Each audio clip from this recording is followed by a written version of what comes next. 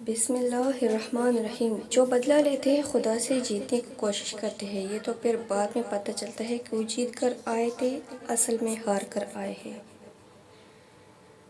सपनों की कीमत बहुत ज़्यादा थी दोस्त, माँ और घर दोनों ही छोड़े। कभी कभी मैं सोचती हूँ कि जो लोग हमारी हंसी छीनकर दूसरों के साथ का ख्याल लगा रहे होते हैं, इनके दिलों पर बोझ नहीं होता, इनको अल्लाह का डर नहीं होता, इनकी वजह से कोई मुस्कुराना भूल गया। लोग कैसे एक इंसान की हंसी छीनकर दूसरों के साथ जुड़ जाते हैं, पीछे कोई ता ही नहीं।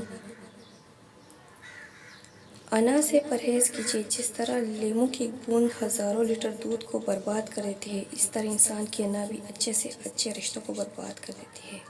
अच्छे वक्त की 5 निशानियाँ। फजर के वक्त आँख खुलना, जिसको दिन की समझ आए शुरू हो जाए, जो आजमाइश के वक्त सब्र से काम ले, चेहरे पर रौनक आने लग जाए।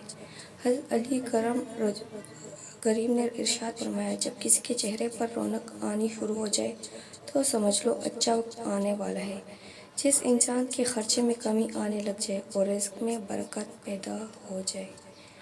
वीडियो अच्छी लगे तो चैनल को सब्सक्राइब ज़रूर कीजिएगा। बैकग्राउंड वीडियो मैंने सऊदी अरब म्यूज़ियम की ली है।